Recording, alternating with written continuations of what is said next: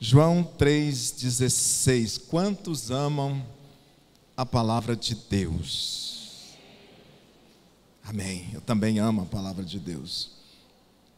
Porque Deus amou o mundo de tal maneira que deu o seu Filho unigênito, para que todo aquele que nele crê não pereça, mas tenha a vida eterna. Diga amém. Eu quero falar um pouquinho nessa noite sobre o tempo da oportunidade. Eu creio que é muito oportuno nós falarmos desse tempo da oportunidade que o Senhor já nos proporcionou e está nos proporcionando nesses dias. Amém?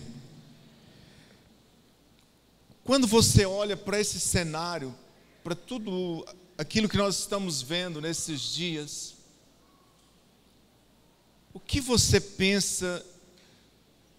Qual que é a sua reflexão que você entende que isso poderia trazer um impacto que traria uma mudança na nossa sociedade, no Brasil, no mundo, né?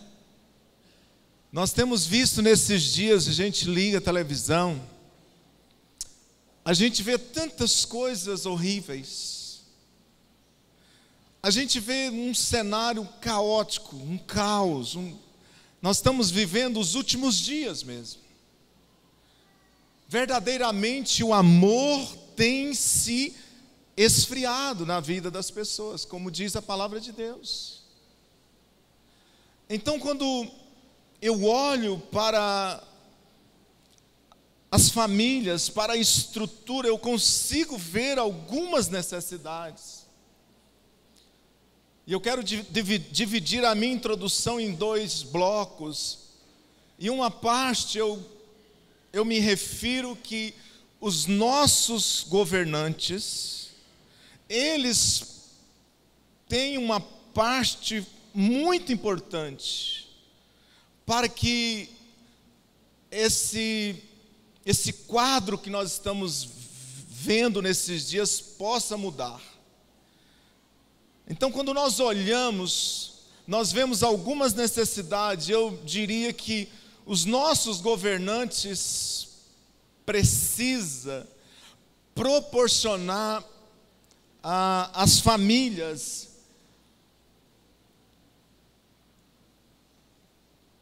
eu consigo ver esta necessidade, eu consigo ver a falta de capacitação profissional. Eu consigo ver a necessidade de um programa de integração social, de integração profissional, a necessidade de uma saúde melhor, um apoio social melhor para as famílias. E eu acredito que um dos mais importantes é a escola de tempo integral. E isso é uma parte que os nossos governantes, eu creio que se eles alcançar, né, esses desafios, eu acredito que a estrutura das famílias vão melhorar mais. Quantos concordam comigo? Mas também vejo uma outra necessidade que para mim é a essência, que para mim é determinante para que nós possamos ver uma transformação nas famílias, na sociedade, na vida de um homem, que é a aproximação do homem para com Deus. A aproximação do homem, o homem se achegar mais em Deus, o homem ter Deus no seu coração, ter Deus como Senhor e Salvador da sua vida. Quando eu falo de ter Deus como Senhor, eu me refiro a nós nos submetermos, ao homem se submeter ao senhorio de Deus. porque a ideia é que o Senhor tenha servos, e esses servos se submetam ao seu Senhor. Quantos têm o Senhor como Senhor da sua vida? Então esta aproximação do homem para com Deus vai fazer toda a diferença nesses dias. Nunca se houve tamanha necessidade do homem se aproximar mais de Deus como nesses dias. Do homem ter Deus no seu coração. Porque uma vez que Deus faz parte na vida de um homem, tudo muda. Tudo muda. Há uma maior direção. O homem se completa uma vez que ele tem o Senhor na sua vida. Há uma maior liberdade, há uma paz verdadeira, que nada se paga, a paz nos nossos corações, não tem preço. Como é bom essa ausência de aflição, como é bom essa ausência de ansiedade, como é bom essa ausência de preocupação nas nossas vidas. Como é bom quando você chega em casa, ali com a sua família, quando você se deita e o seu coração está limpo. Está livre, como diz o salmista, eu deito e logo me pego no sono, porque só o Senhor me faz repousar seguro. Eu não me refiro a uma religião, eu estou me referindo a Jesus como Senhor e Salvador das nossas vidas. Não há outro caminho para nós termos o amor verdadeiro, senão o de Cristo. Conhecermos o amor de Deus, o amor ágape, o amor que vem do alto, o amor que é paciente, que não arde em ciúmes. Veja que isso não é terreno, isso é do céu, isso é de Deus. Como é o amor de Deus, bispo? Ele é paciente, ele não arde em ciúmes, ele não age de forma inconveniente, ele não se ufana, ele não se ensoberbece, ele não busca os seus próprios interesses, ele tudo crê, tudo suporta, tudo espera.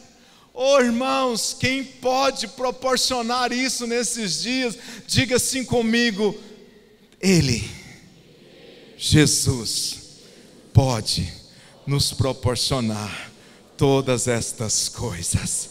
Foi para isso que Ele veio, foi para isto que Jesus veio, para que esses benefícios pudessem vir sobre as nossas vidas.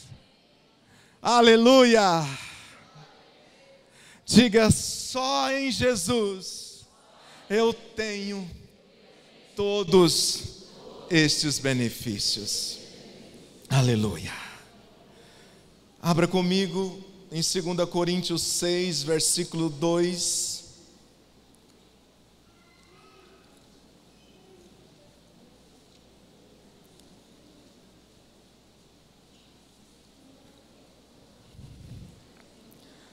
Esse texto é um texto muito legal.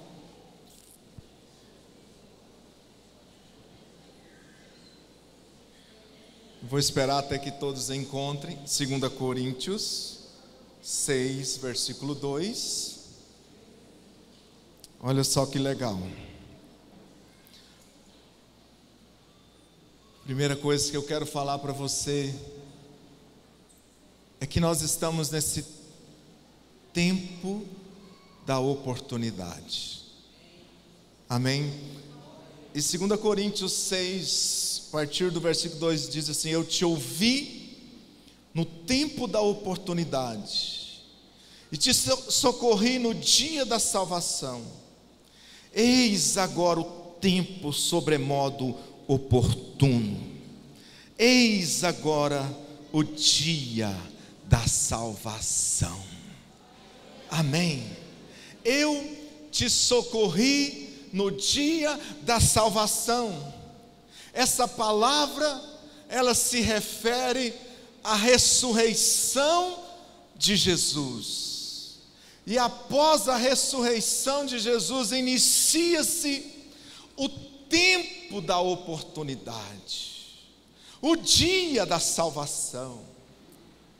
Então nós estamos vivendo nesses dias, nesse tempo da oportunidade, da salvação. Eis agora o tempo sobremodo oportuno, eis agora o dia da salvação.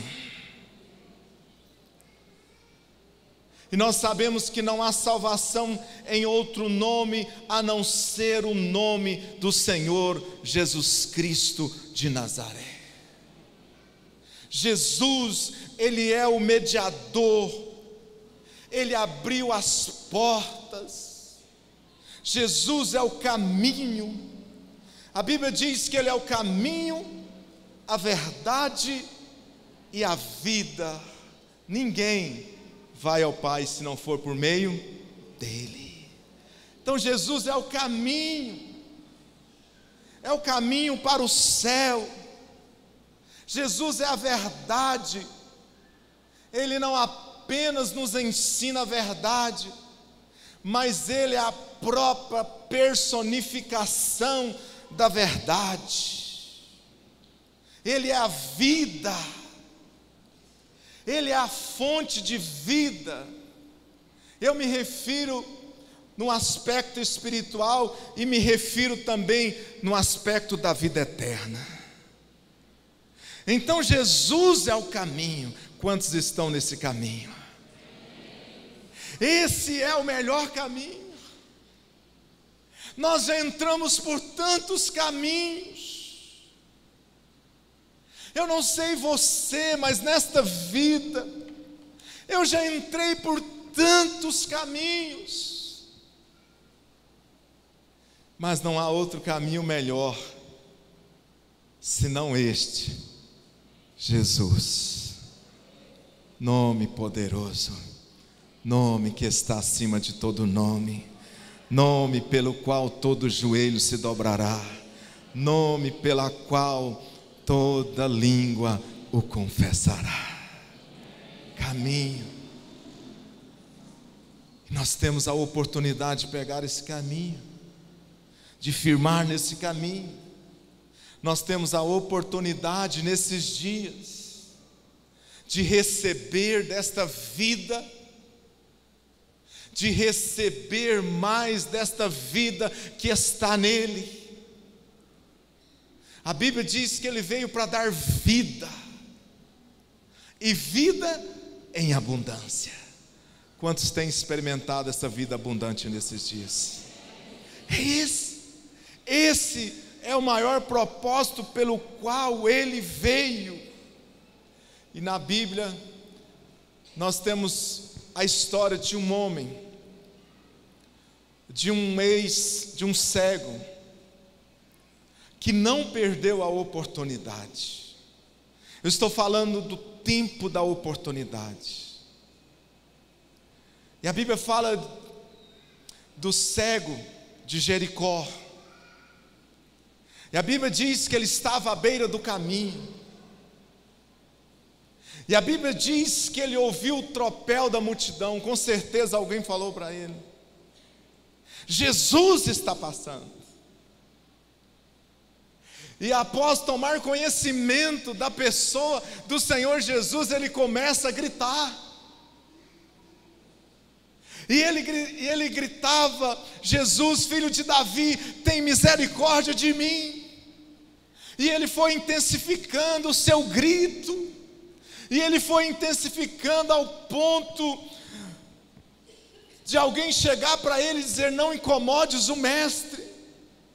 Porque todas as vezes que nós tentamos nos aproximar mais de Deus, nós vamos ter empecilhos, nós vamos ter barreiras. Então imagine você tentando se aproximar mais de Deus e alguém chegar para você e dizer: não incomodes, deixa isso, não faça isso. Mas ele perseverou, ele continuou gritando: Jesus, filho de Davi, tem misericórdia de mim.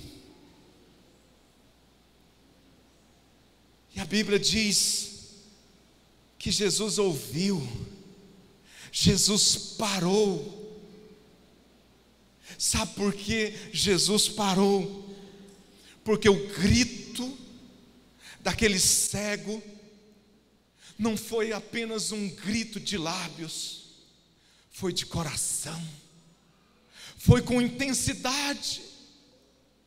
A intensidade, o grito de fé daquele cego, daquele homem que tinha esta necessidade tão grande na sua vida, foi tão forte ao ponto de parar Jesus. Jesus parou. E não é diferente nesses dias. Se temos tal necessidade, nós precisamos buscá-lo com fé. Nós precisamos buscá-lo com intensidade. Não pode ser apenas de lábios, meus irmãos. Tem que ser de coração.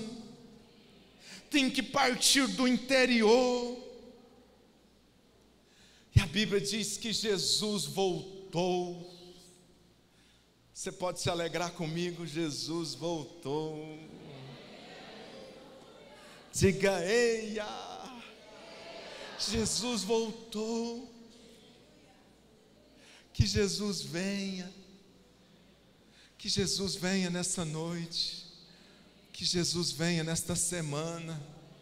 Que Jesus venha sobre a sua necessidade.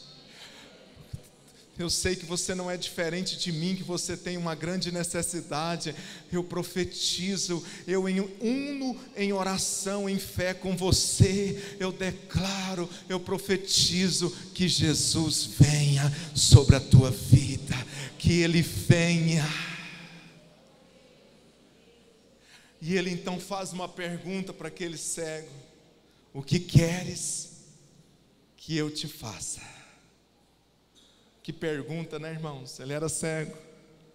Jesus, ele tinha umas dinâmicas. E ele diz: eu quero ver de novo. E Jesus então tocou, e ele começou a ver de novo.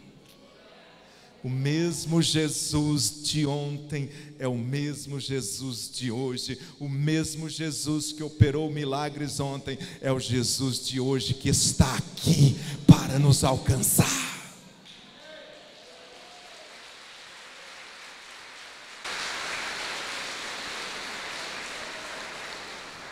E eu creio que eu estou pregando para um auditório que crê.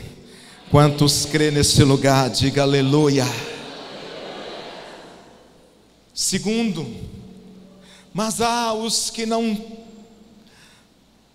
conseguem enxergar as oportunidades. Tem pessoas que não conseguem enxergar as oportunidades. Muitas vezes não estão sensíveis. Muitas vezes estão desapercebidos. E muitos têm perdido a oportunidade nesses dias. Mas eu creio que aqui neste lugar há um povo que não perde oportunidade. Onde está você? Faz assim com a mão. Todos assim com a mão, para ficar bem bonito. Para Jesus ver, diga: Senhor Jesus, não me deixe perder as oportunidades que o Senhor tem para a minha vida. Em nome de Jesus, eu creio que esse é o tempo da oportunidade de Deus para a sua vida, para a sua família, para a sua vida espiritual, para a sua vida profissional, para a sua casa, para o seu filho, em nome de Jesus. E a Bíblia nos fala de um jovem que não conseguiu ser sensível, de um jovem que não conseguiu ter a sensibilidade da oportunidade que ele teve. E eu quero ler com você esse texto, porque o tempo me permite. Abra comigo em Mateus 19, é isso mesmo, 19:16, nos fala de um jovem. Tem jovem aqui nesse lugar? Ó, que lindo. E esse jovem que esteve com Jesus, frente a frente. Posso ler? Mateus 19:16. Eis que, aproximando-se dele, um jovem disse-lhe: bom mestre, que farei para conseguir a vida eterna? E ele disse-lhe: por que me chamas bom? Não há bom senão um só, que é Deus. Se queres, porém, entrar na vida eterna, guarda os mandamentos. Disse-lhe ele: quais? E Jesus disse: não matarás, não cometerás adultério, não furtarás, não dirás falso testemunho, honra teu pai e tua mãe, e amarás o teu próximo como a ti mesmo. Disse-lhe o jovem: tudo isso tenho guardado desde a minha mocidade. Que me falta ainda? Disse-lhe Jesus: se queres ser perfeito, vai, vende tudo o que tens, dá aos pobres e terás um tesouro no céu. Vem e segue-me. E o jovem, ouvindo esta palavra, retirou-se triste, porque possuía muitas propriedades. Diga: misericórdia. Esse jovem esteve com Jesus, ele esteve frente a frente com Jesus. Essa história fala da história do jovem rico. Ele era rico, e ele então encontra com Jesus, e ele diz: Senhor, o que farei para herdar a vida eterna? E Jesus logo diz para ele: olha, cumpre os mandamentos. Ou melhor dizendo, Jesus diz para ele: olha, você precisa cumprir os mandamentos. Não matarás, não adulterarás, não seja mau testemunha, ame o seu próximo. E ele então diz para Jesus: Senhor, tudo isso tenho feito desde a minha mocidade. Ele tirou de letra. Ele chegou para Jesus e disse: Senhor, eu já faço tudo isso, eu cumpro esses mandamentos, eu honro meu pai, eu honro a minha mãe. E isso aqui não é diferente nos dias de hoje, porque logo quando nós pensamos em pecado, a gente pensa no adultério, não é verdade? A gente pensa nesses pecados assim, de maior visibilidade. E esse jovem, tudo isso ele fazia. E aí de repente Jesus chega para ele e diz assim: então tá, vende tudo que você tem e dá aos pobres. Vende as suas propriedades, porque ele era dono de muitas propriedades. Vende tudo e seja perfeito. Irmãos, tirou o chão daquele jovem. Aquele jovem perdeu o chão naquele momento. Eu fico imaginando a cara dele, a forma que ele olhou para Jesus, quando Jesus tocou na parte que ele mais estava com o seu coração. E a Bíblia diz que aquele jovem saiu triste, porque ele estava preso nas suas propriedades. Diga misericórdia. As suas propriedades era a coisa mais importante da sua vida. As suas propriedades era tão importante ao ponto dele valorizá-las mais do que a vida, mais do que estar com Deus. O coração do jovem rico estava nas suas posses, que possivelmente o próprio Deus lhe havia concedido. Ele estava preso nas suas propriedades. E ele então pega o caminho da tristeza, ao invés de pegar o caminho da salvação.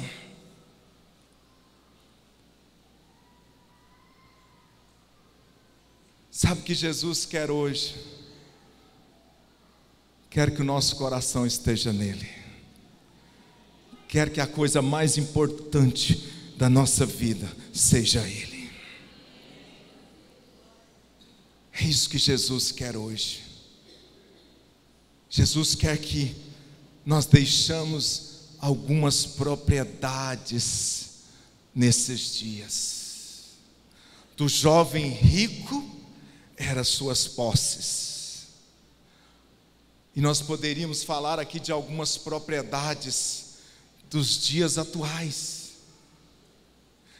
Nós poderíamos aqui começar a citar algumas coisas que é muito importante para nós, mais do que estar na presença de Deus.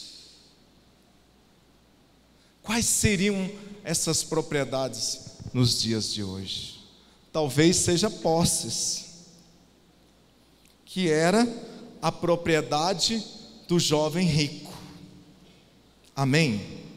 Talvez seja posse, ou talvez seja o conforto, ou talvez seja uma situação mal resolvida, que vai requerer de você, uma retratação com uma pessoa, que vai requerer de você um perdão. Talvez tenha algo aí na sua vida que você não resolveu, e você está preso nesta situação. O jovem rico estava preso nas suas posses. Mas talvez nos dias de hoje, a propriedade, aquilo que você está preso, seja uma situação mal resolvida. Talvez seja nenhum relacionamento familiar, que o relacionamento foi manchado, e você precisa então restaurar. Você precisa ir lá e se ajustar, e fazer conserto, perdoar.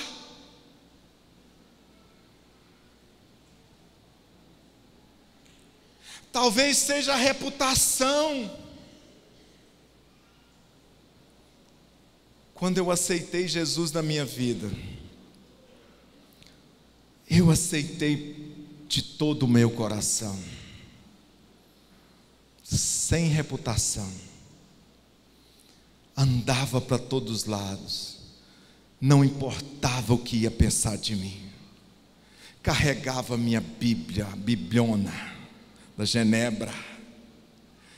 No meu trabalho, eu fazia questão das pessoas saber que eu tinha tomado uma decisão para Jesus.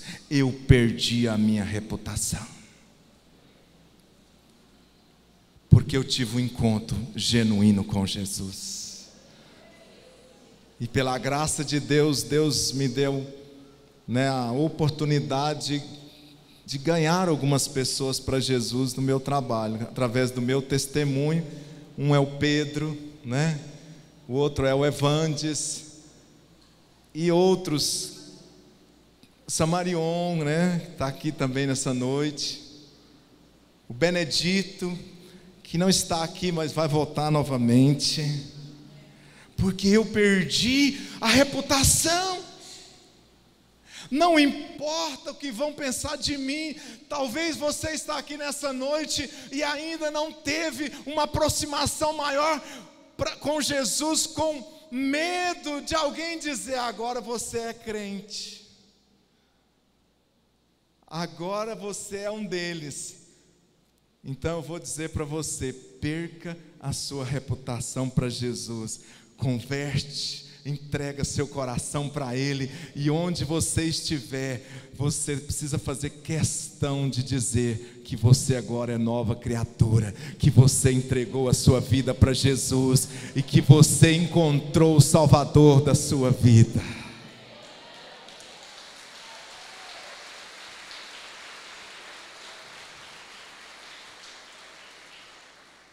Não tenha reputação.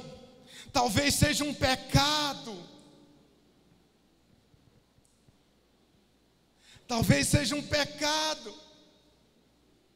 porque quando nós falamos de ir para Jesus, quando nós falamos dessa nova vida, quando nós falamos de cristianismo, nós precisamos entender que nós precisamos abandonar a vida de pecado.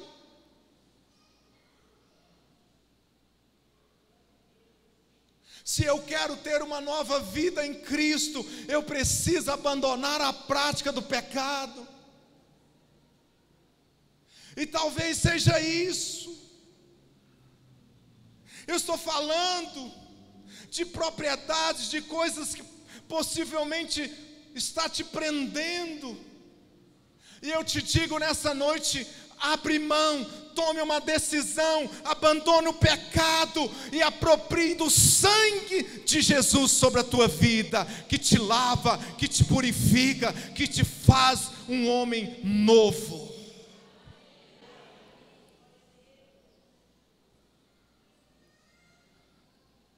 Há uma grande expectativa no céu a seu respeito. Há uma grande expectativa no céu a nosso respeito. Há uma torcida. Eu fico imaginando os céus. Eu fico imaginando o coração de Deus a seu respeito, a meu respeito. Há uma grande expectativa no céu sobre a tua vida. Eu fico imaginando os anjos, eu fico imaginando Jesus, eu fico imaginando o Espírito Santo intercedendo pela sua vida. Porque Jesus, Ele quer te ver bem, Ele quer te dar a vitória. Jesus quer mudar a sua vida, Jesus quer mudar a sua história. Então eu digo nessa noite: abre mão de tudo aquilo que te impede de chegar mais em Deus, de conhecer mais Deus, e você verá o resultado na tua vida. E eu digo, pode aplaudir o Senhor.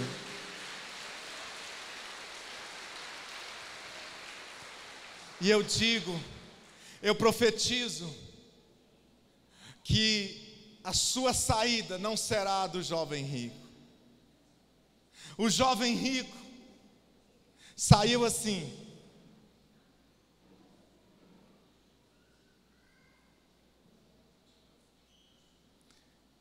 esse é o caminho da perdição. Mas nós saímos assim, alegre, glorificando o Senhor, porque o dia da salvação chegou sobre as nossas vidas. Esse é o caminho da vitória. Esse é o caminho daqueles que querem uma mudança de vida. E eu já encerro falando de pessoas que criam a oportunidade. Eu falei do tempo da oportunidade, eu falei de pessoas que perdem a oportunidade, mas agora eu quero falar de pessoas que criam oportunidade. E eu estou olhando para estas pessoas. Quantos dias tem um ano? Quantos dias tem um ano? 365 nos fala de oportunidade. E nós temos 365 oportunidades para alcançar o propósito de Deus. 365 nos fala de oportunidade. Ainda falta... Hoje é que dia? 3. Falta 20 e poucos dias. Você tem quase 30 oportunidades para fazer a diferença. Amém? Onde estão aqueles que criam oportunidade? Existem pessoas tão joia. Existem pessoas tão perseverantes, tão lutadoras, que criam oportunidade, mesmo em meio às circunstâncias, mesmo em meio a dificuldades, criam oportunidades para se aproximar mais de Deus. Quantos conhecem a história de Zaqueu? Zaqueu, ele queria conhecer mais Jesus. Um homem importante, pequeno, um homem que necessitava de uma transformação na sua vida, uma autoridade daquela época. A Bíblia diz que ele procurou a conhecer mais Jesus. Só que havia uma grande multidão. Havia uma grande multidão. E eu fico imaginando Zaqueu. Quantos conseguem imaginar Zaqueu tentando pelo menos ver Jesus? Tem alguém aqui que tem uma altura assim? Bem-aventurado é você. Assim.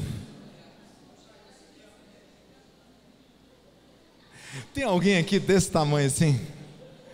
Você tem uma oportunidade que eu não tenho. Tem coisas que você tem que fazer assim, ó. Foi isso que eu creio que Zaqueu fez. Porque ele queria se aproximar mais de Jesus. Ele queria mais de Deus na sua vida. E a Bíblia diz, por causa daquela multidão, ele não conseguiu, mas ele teve uma ideia. Ele correu na frente. E ele subiu numa árvore chamada sicômoro. E ali ele ficou. E eu fico imaginando a fé de Zaqueu. Eu fico imaginando ele declarando, porque ele fez algo sobrenatural. E eu fico imaginando ele declarando: Jesus vai passar por aqui, né? Jesus vai passar por aqui. Sabe o que aconteceu? Jesus veio ao encontro de Zaqueu. Quando nos esforçamos para nos encontrar, para ter mais de Deus nas nossas vidas, Ele vem ao nosso encontro. E eu estou falando de pessoas que criam oportunidade. E nós temos a oportunidade nesses dias de amar mais. Nós temos a oportunidade nesses dias de fazer o melhor. Faça o seu melhor. E isso aqui pega, irmãos. Isso aqui pega dentro da nossa casa. Isso aqui pega no trabalho, irmãos. Isso aqui pega onde nós mais nos relacionamos.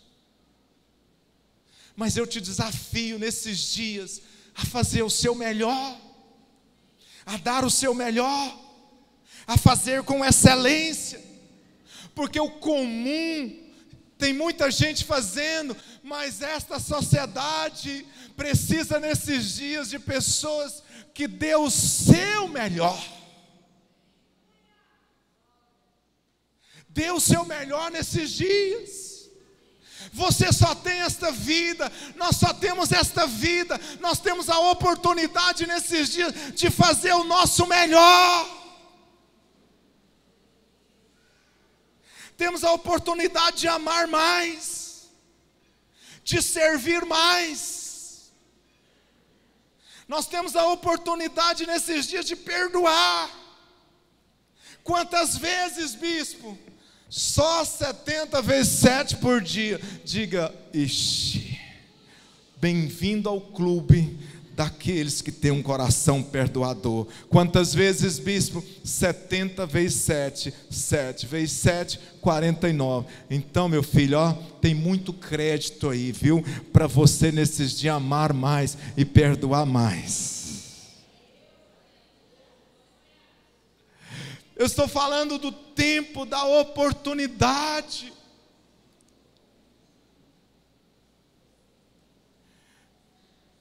E nós não podemos perder esta oportunidade.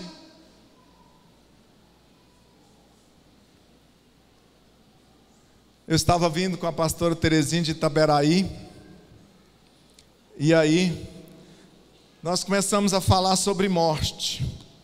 Não é um assunto tão bom de falar. Concorda comigo? Ela falou da perda dela e eu falei das minhas duas perdas. E aí eu disse para ela, pastora, nós estávamos falando sobre reflexões que a morte produz. E aí eu disse para ela, olha, a experiência minha na porta do Hugo, as duas temporadas que eu estive na porta do Hugo, me ensinou algumas coisas. Amar mais, dar mais atenção para as pessoas,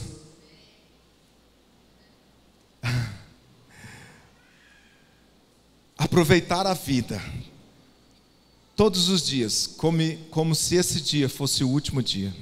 Eu estou melhorando muito, mas eu preciso melhorar muito ainda.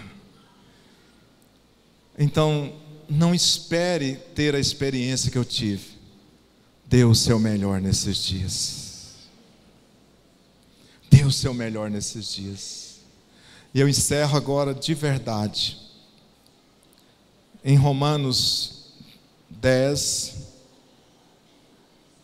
versículo 8. Aqui está uma das palavras mais poderosas. Posso ler? Romanos 10, versículo 8 diz assim: mas, que diz? A palavra está junto de ti, na tua boca e no teu coração.